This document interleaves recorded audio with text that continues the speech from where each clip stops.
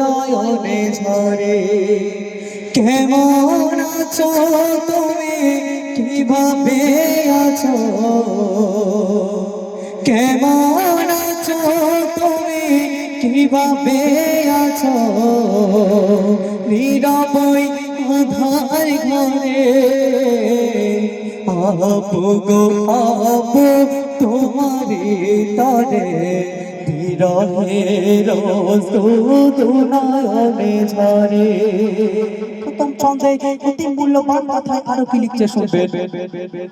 স্নেহের মায়া জালে রেখেছিলে মোরে তোমার বুকে মাঝে, শত ব্যথা বেদনা সয়েছিলে তুমি আমারে সুখে তারে।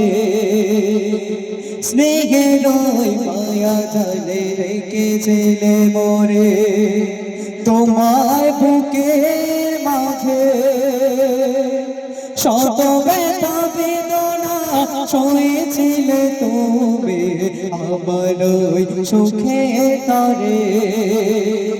বুক ভরা ভালোবাসা দিয়েছো আমায় বাবা, বুক ভরা ভালোবাসা দিয়েছো আমায়, হৃদয় উজাড় করে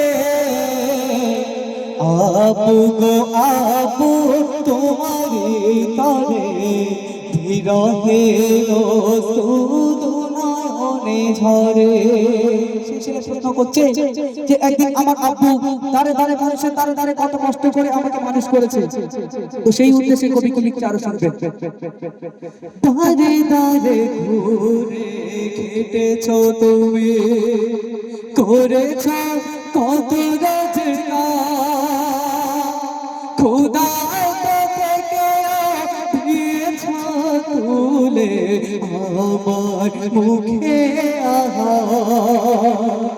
দাঁড়ে দাঁড়ে ঘুরে খেটেছো তুমি, করেছ কত রচনা, খোদা তুলে আমার মুখে আহার। আগলে রেখেছ তুমি আমাকে বাবা, আগলে রেখেছ তুমি আমাকে বাবা, নয়নে জ্যোতি করে আপু গো আপু তোমারে তরে বিরহের নয়নে ঝরে। সর্বশেষ কথাই আমার প্রিয় কবি রহমাতুল্লাহ সাহেব তার মনের কাছে তিনি কি লিখছে শুনবেন। আজ তুমি আরে দুনিয়ায় দেখিতে পাই না তোমার,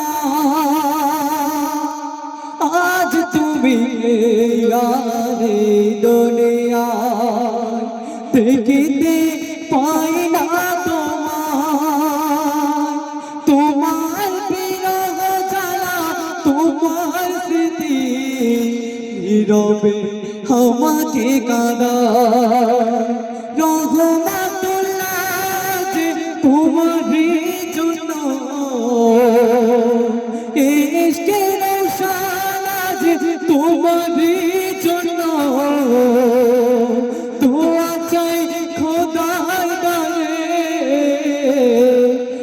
আপু গো আপু তোমারে তরে বিরহের নয়নে ঝরে। আপু গো আপু তোমারে তরে বিরহের নয়নে ঝরে।